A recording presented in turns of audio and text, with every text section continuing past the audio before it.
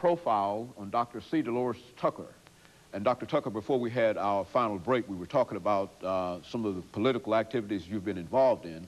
Let's sort of change the focus here and give you an opportunity to talk about another organization that you've played a significant role in and that you've been involved in for the longest, and that is the National Association for the Advancement of Colored People.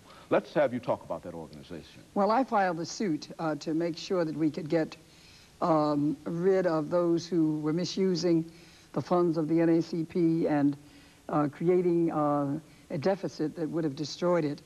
And of course, I was very supportive of Myrlie Evers. We asked her to run, and she did. And we worked very hard to make it possible, and she did win. And we're very delighted. I asked her that she should look at Judge Leon Higginbotham to head a search committee so that we could get the best person in this country to head the organization as president and CEO. And that's Congressman Fumi, who is now aboard.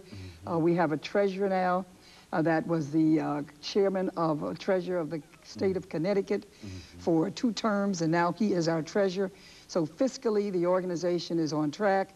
We have reduced the operating cost to almost $2 million, and we raised $1 million in the inaugural program that I had for Myrlie Evers back last year in May. So the organization is moving well. We're so pleased that Shoney's has been able to bring both Myrlie and I here today. She's speaking tonight at the banquet, the Freedom Fund banquet, and we certainly know that a lot of you will be there present, but Shoney has been very helpful in making this possible, and we're very grateful to them. The NAACP needs your help. It's going to be focusing on youth. It's going to be focusing on jobs and training. NAACP as well. I call Myrlie and Congressman and Fumi the dream team. And God always moves those on stage that we need for the hour. And this is a critical hour. We see the clock trying to turn back all of the gains that we have made.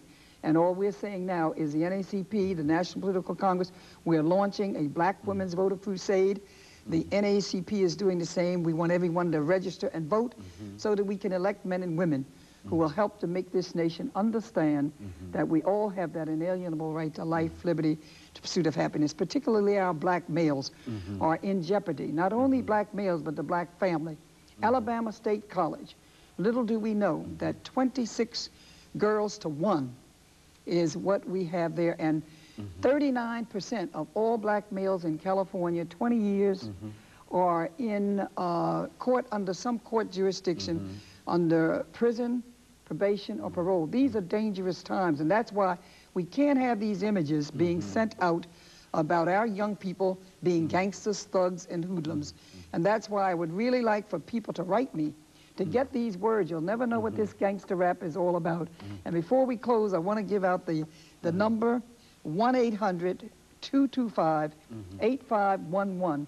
The lyrics in this last song that Time Warner or these Interscope said they were going to put out, the dirtiest album of all, is telling our children to F their mamas.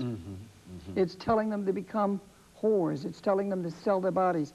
I can't give you the messages. You would lose your license. But please call that number, 1-800-225-8511. We need your help for the Defense Fund, but also to save our children. Thank you again. No, but we've got about 2 minutes here. Yes. Let's give you an opportunity, because I think that you're talking about youth and about children.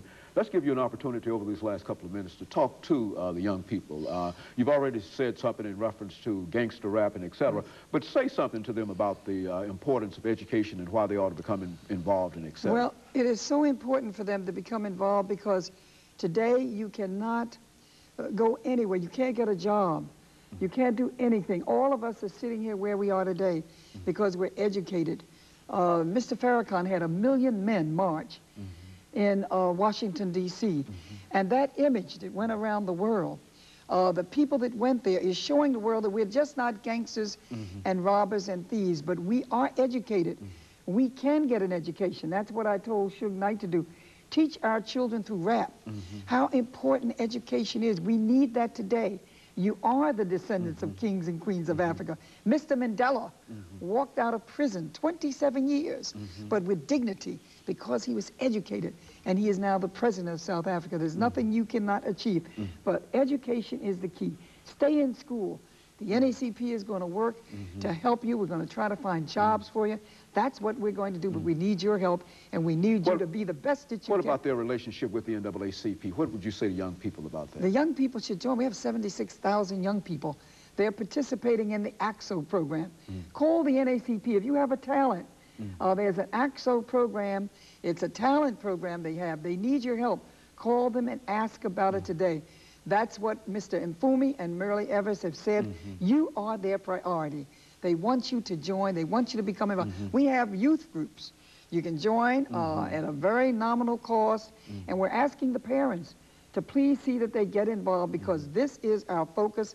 This is our priority, to help you so that you can get through your education and then get whatever you wish in life, so that you can achieve the dreams which are yours to just reach out and obtain. Very good. Dr. Tucker, let me thank you for coming by and giving us that excellent information, and for the privilege of really having an opportunity to talk to a person who has been as involved in the American political, economic, and social scene as you have been over the last many, many years. We certainly appreciate the NAACP and every other organization that was responsible for you coming to Nashville and giving us this opportunity. And we simply want to take this last few seconds to thank you for coming by and spending this time with us. And let me encourage you to tune in again next week for another informative edition of Comments.